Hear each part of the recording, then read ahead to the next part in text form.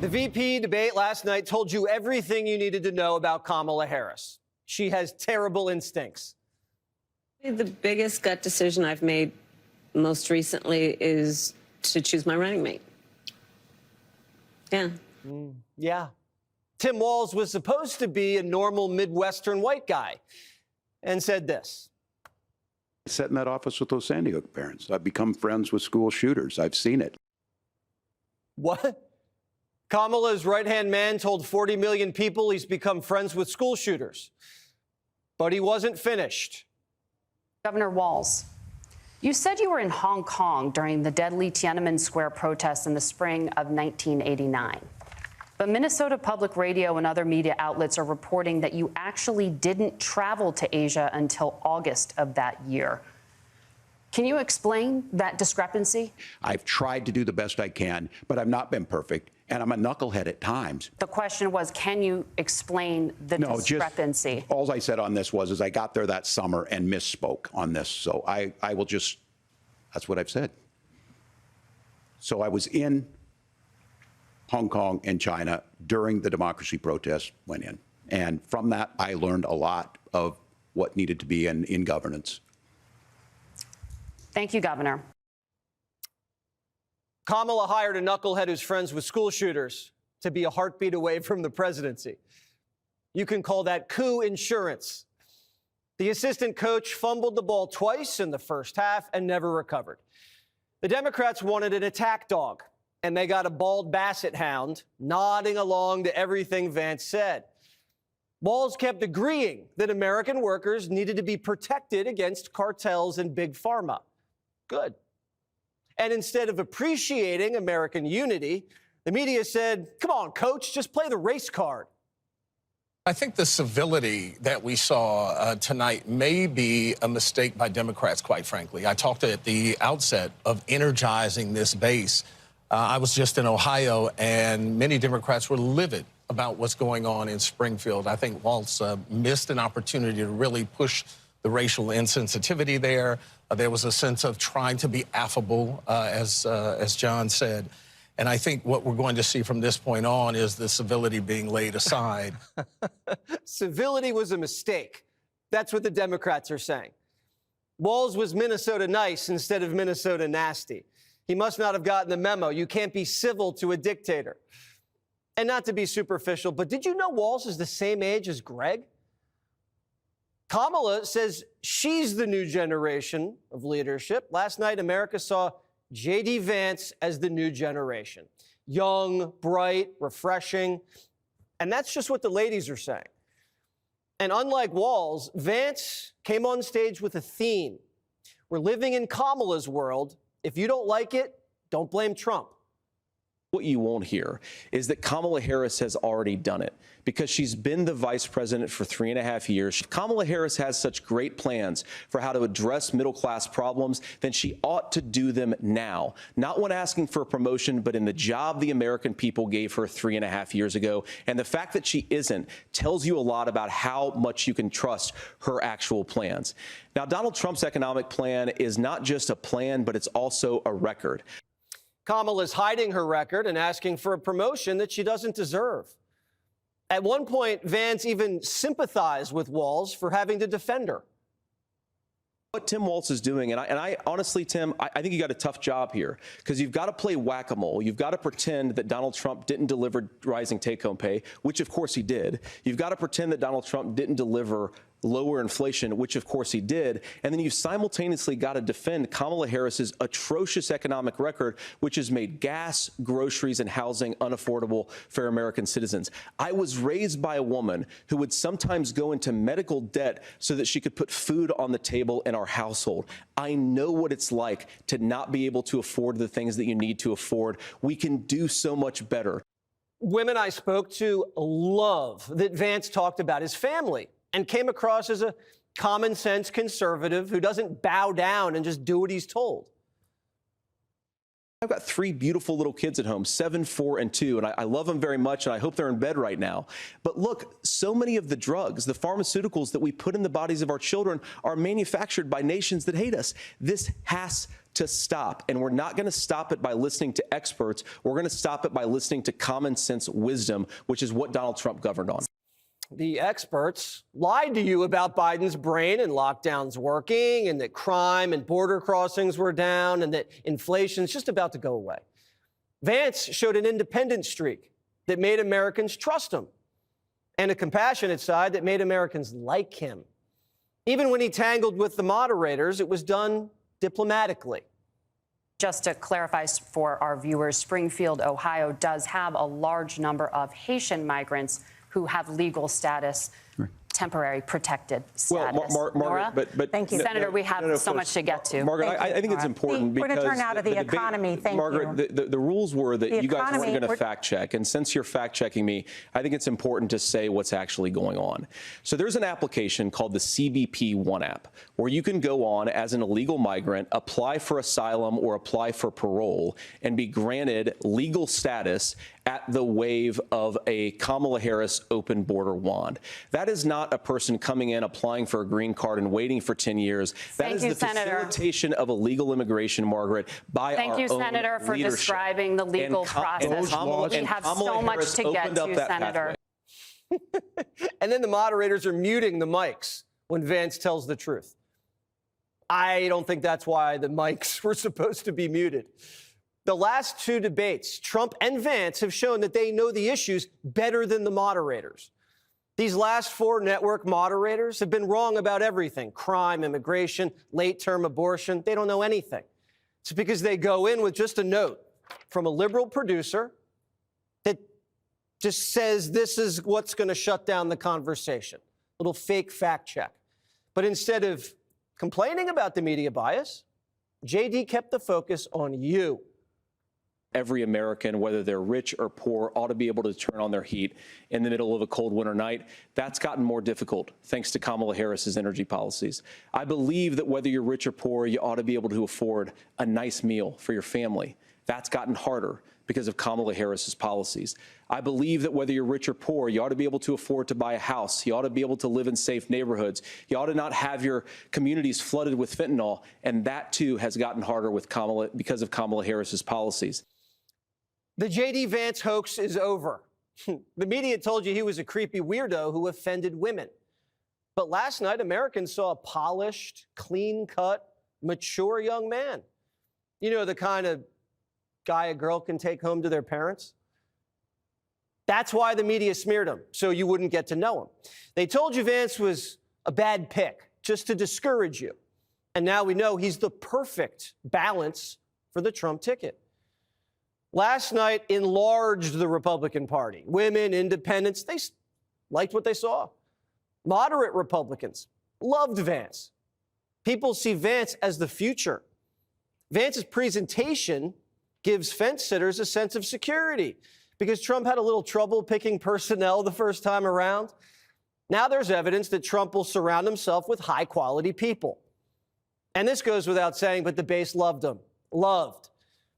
He humanized wings of the Republican Party, articulated the America First agenda exquisitely, and even softened Trump, if that was possible. Frank Luntz's focus group had Vance winning 12-2. He's very battle-tested, very ready, and you can just see that he went to Yale, and he's very intelligent, and he reassured a lot of people, I think. Somebody else. It was a strong control of the facts. He ran the show.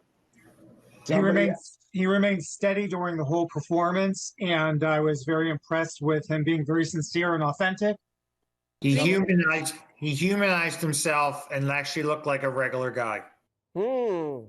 Vance even won over some on the left. I'm a lifelong Democrat. I thought that Vance really showed he's a very vibrant, brilliant young man who has total control of the issues. The system is broken, and as Senator Vance said, Harris could do something tomorrow. She could wake up in the morning and do something tomorrow. The change agent is really going back to the successful Trump administration. We can't hold out for the perfect. we have to vote for the good, and I think Trump would be the good. Bottom line, Vance helped his ticket, Walz hurt his. Americans were delighted and pleasantly surprised by the respectful exchange of ideas. Imagine that. Voters don't want to see a cable news shootout on a presidential debate stage. Trump proved that he can spot talent. Harris proved that she can't. Democrats were somewhat satisfied with Walz, but not thrilled. He's not helping with men, whites, unions, and didn't shine under the lights. If her running mate's a knucklehead, who's she going to have in the cabinet? If she can't make good decisions for herself, how's she going to make a good decision for you?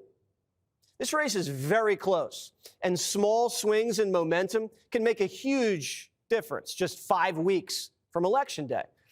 The Democrats are caught in an ugly news cycle now, and last night, it got worse. Welcome to Hannity, and tonight we have a jam-packed show. Melania Trump, the former First Lady, will join us with an in-depth look into what the Trump family has faced over the past several years and her views on this upcoming election, a mere 34 days away. Also, big new poll numbers for Donald Trump, who appears to be picking up momentum with just a short time until Election Day, although early voting, of course, is rolling out around the country.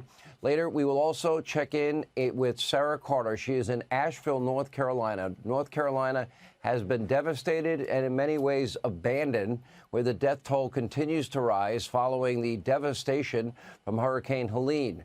Now, after a weekend of star-studded fundraisers and lavish parties with her friends on the West Coast and Hollywood, Kamala Harris finally found the time to tour some damage in the Southeast. And meanwhile, Kamala likely regrets picking fellow radical leftist Governor Tim Walz as her running mate. The joy seems most definitely gone after last night's debate. Now, we know why the Harris campaign, keeps Walz very far away from the media. He doesn't do interviews. We know why, because he can't. The governor is a complete and total, well, frankly, buffoon. He is in way over his head, kind of like she is. He is way out of his league. And Walz looked like a deer in the headlights, so visibly nervous. He did not have command of the facts. He seemed ill-prepared. He said some pretty weird, bizarre things. Aren't many people, that call themselves a knucklehead in the middle of a debate or brag about being friends with school shooters. Take a look. Governor Walz, you said you were in Hong Kong during the deadly Tiananmen Square protests in the spring of 1989. But Minnesota Public Radio and other media outlets are reporting that you actually didn't travel to Asia until August of that year. Can you explain that discrepancy? Yeah, well, and to the folks out there who didn't get at the top of this, look, I grew up in small rural Nebraska, town of 400, town that you rode your bike with your buddies till the streetlights come on, and I'm proud of that service. Now, look, my community knows who I am. They saw where I was at. Look, I will be the first to tell you, I have poured my heart into my community. I've tried to do the best I can, but I've not been perfect, and I'm a knucklehead at times. I will say more than anything, many times I will talk a lot. I will get caught up in the rhetoric, but being there, the impact it made, the difference it made in my life, I learned a lot about China. Governor, just to follow up on that, the question was, can you explain the discrepancy? All I said on this was I got there that summer and misspoke on this. So I will just, that's what I've said. I think another word for that is called lying. And he didn't, by the way, have to even answer why he wants feminine products in boys' bathrooms or gender-affirming care for children without parental consent. His bizarre position on abortion. Yeah, he lied about abortion. We'll get to that. His legal driver's licenses for illegal aliens in the country. Free college for illegals also. Oh, and did I mention free sex change operations and amnesty, too? On the other hand, J.D. Vance, senator from Ohio, he was a rock star last night. Upbeat, confident, detailed, smart, compassionate. He totally looked competent. And this was another 3-on-1 debate with two very liberal, left-wing, arrogant, pompous moderators who were clearly trying to tip the scales in Tim Walz's favor. Almost every question tainted with Democratic talking points. There was a question about climate change before any mention of the economy or illegal immigration. And despite promising not to fact-check the candidates, well, the moderators, why play by the rules? They constantly attempted to insert their own so-called facts after answers only from J.D. Vance. In the end, it didn't matter. Vance was able to rise above it, call them out. On X, people even joked that Tim Walz looked ready to vote for Donald Trump and J.D. Vance after last night's performance. I'd like to agree with Senator Vance on that, which was pretty funny. And following the debate, when J.D. Vance headed to the spin room to answer more questions, Tim Walz, well, he scurried off to grab some pizza, needed a little comfort food, where he tried very hard to avoid any and all questions about his horrific debate performance. Take a look. Governor, you said you become friends with school shooters during the debate. Can you clarify what you meant on that? Can you clarify what you meant when you said you'd be friends with school shooters? Why did you say you were in Hong Kong when reports say you weren't?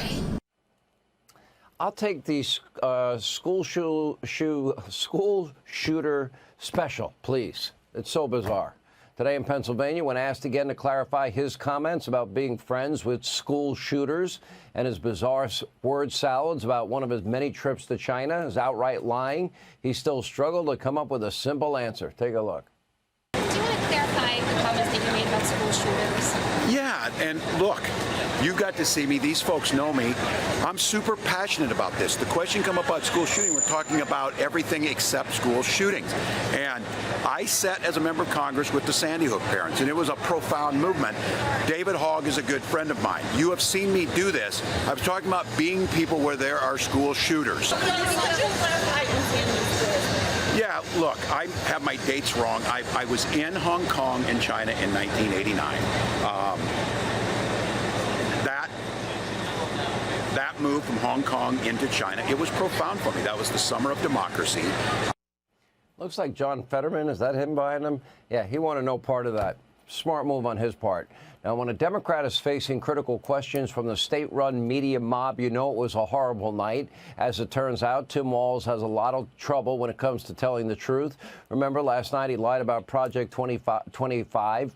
He called it a Trump plan. Trump has nothing to do with it. Lied about a scary new abortion registry that Trump and Vance do not support.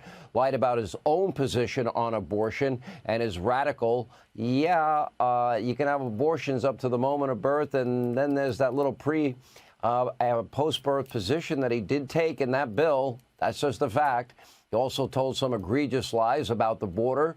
Walz actually wants you to believe that illegal crossings are down under Biden and Harris, which, as you can see from that little chart there, you see that big spike increase? Yeah, that's a total lie fabrication also. He lied about taxes, pretending that only the wealthy would pay more under Harris and Walz, when in reality, it would be the middle class that would be hit the hardest if the Trump tax cuts are allowed to expire. Even fake news CNN, they were forced to admit the obvious. Take a look. Vance clearly, I think it needs to be said, clearly the more experienced debater, the slicker speaker. J.D. Vance came to this debate to land a bunch of punches, and he did. He landed a lot of punches in between all the niceties and all of that. And the thing that really stood out to me was that Tim Walz did not seem prepared for it. I think the lack of interviews that he has done with national media, with local media, it showed. He needed more reps. Two issues driving the campaign right now are Harris has a big deficit on the economy, Harris has a big deficit on immigration, and Republicans were happy tonight and Democrats a little bit nervous that on those two issues, Vance carried it. I mean, it's pretty clear Vance outclassed Walz tonight. I mean, I was watching this and all I could think of was, man, Walz is so in over his head. And while fake news CNN is grappling with reality, the far-left lunatics at MSDNC, well, it was an absolute fit of hysteria. It was funny for all the wrong reasons on their part. They lost it. Take a look. It's the audacity. I agree with you that we're in year 9 and no one knows how to cover the audacity. The audacity is that someone should have said, "Stop it! Stop! Are you effing kidding me?" And they should have dropped that F-bomb, right? I mean, they should have just. This is a debate. This may be the only chance people have to see the difference. And instead, I mean, I'll go back to my toothpicks. J.D. Vance just put one little toothpick on top of the other and said, "And I'm for this, and I'm for this, and I'm so sorry those women died. They died because of Donald Trump." And so I think that the people who want the fist fight are the base of the Democratic Party. Democrats want to see someone get up there, and give a knuckle sandwich to Donald Trump. That's what they want. But that is not the group of people who need this debate. I think they might want to consider a free Xanax for the host at MSDNC. And, of course, MSDNC's liberal viewers could always count on America's #1 tinfoil hat conspiracy theorist, Rachel Maddow, to lie straight to their faces and protect them from any and all truth. And last night, she delivered big time, once again proclaiming a great victory for Tim Walz. Only one in the country that thought that, but take a look. I think the big picture takeaway from this is that one of these candidates is much slicker than the other, is a much more practiced, kind of professional debate style speaker, and the other candidate won. Hillbilly elegy, really? Anyway, that's almost as believable as our year and year long obsession with the Russia hoax, the Russia hoax, the Russia hoax. Meanwhile, Politico was also serving up some truly insane propaganda. They actually claimed that Walz's wide-eyed, deer-in-the-headlights look of sheer terror and panic was actually a sign of passion and intensity. Wow, they had to stretch to make that one up. And, the same time, by the way, the same Politico reporting that J.D. Vance's beard is triggering to women in America, quote, conveying aggression and opposition to feminist ideals. Wonder who they're voting for. But if you really need any more evidence that J.D. Vance crushed Tim Walz during last night's debate, take a look at this headline from the New York Times. Quote, Vance's dominant debate performance shows why he's Trump's running mate. Mark my words, this will have an impact on what is a very close race. As Senator Vance pointed out competently last night, leadership matters. And by the way, after nearly 4 years under Biden and Harris, are you better off than you were 4 years ago? Is the economy better off? Are the borders better off? Are your towns and cities safer? How do you like paying $1 plus more per gallon of gasoline? And how do you think we're doing on the world stage? How is that war in Europe going? We're on the verge of a complete, breakout of war in the Middle East. We know that Harris is incompetent, and it looks and it feels like nothing but incompetence. You're not better off than you were 4 years ago. Our country is far worse off. The world is a far more dangerous place. And under Donald Trump, in spite of their predictions of the death of democracy, well, everything was better. We didn't have war in Europe. We didn't have war in the Middle East. We didn't have Iranian mullahs and their proxies, creating havoc and shooting off hundreds of ballistic missiles. Their proxies and Iran themselves were bankrupt. Donald Trump held them in check. They were probably about on the verge of going under. But under Biden, well, billions of dollars were unfrozen and deposited in the accounts of the Iranian mullahs. The Islamic Republic made billions and billions thanks to Harris and Joe Biden after their sanctions were either eased or they just simply turned a blind eye to them and never enforced them. Harris and Biden made Iran rich again so that they can then foment murder and terrorism worldwide, which we've been watching. In 2021, Biden-Harris, they even lifted sanctions on 2 Iranian missile producers. And, of course, they brought back that idiotic Iranian deal, which puts them on a path to becoming a nuclear power. And now our closest ally in the Middle East, Israel, they are now fighting a multi-front war while Iranian missiles rain down on Tel Aviv and all throughout Israel. And the idiotic Biden-Harris plan to appease the Iranian mullahs has been an abject failure. But to this day, they refuse to change tactics. Here's Biden. Here they got attacked with nearly 200 ballistic missiles, a massive escalation in what has been going on. They're not using their proxies, Hamas in the south, Hezbollah in the north, the Houthi rebels. No, they're going with ballistic missiles straight at Israel. But what's Joe's advice? What it's always been. Please show restraint. Please show restraint. No, don't attack their nuclear facilities. I promised them they could pursue nuclear power. Take a look. Obviously, Iran has gone way it's way off court. We're going to put together a joint statement. Hasn't been done yet. It'll be done before too long, probably by the time we land. And there's going to be some sanctions imposed on Iran. Would you support an attack on Iran's nuclear sites by Israel? The answer is no. The answer should be yes. Sanctions, like the ones you lifted, you're going to put a couple of them back in place. Here's what the United States of America, if we had strong leaders, what their message would be. Now, Joe hasn't spoken to Prime Minister Benjamin Netanyahu. Donald Trump has. But the message should be clear, unambiguous. Go win your war against those radical Islamic terrorists that attacked your country, murdered your citizens, kidnapped them, raped them, tortured them, and beheaded them. Even if Kamala doesn't ever want you to say the words radical Islamic terrorism or illegal alien. Now, if Biden and Harris get their way, it's only a matter of time before the world's #1 state sponsor of terror will start producing nuclear warheads, and the odds, I would bet, are very high they would use them. How does that benefit anybody in the world? How does that contribute to global peace? The Harris-Biden administration is actively putting our country and the entire world at risk with their appeasement policies that are, at the very least, naive, but far worse, sinister, in my view. It's not too late to reverse course. In 34 days and sooner, for those of you that vote early, you can right the ship. You can get our country back on track. You can restore America's role as the leader of the free world. Hey, Sean Hannity here. Hey, click here to subscribe to Fox News YouTube page and catch our hottest interviews and most compelling analysis. You will not get it anywhere else.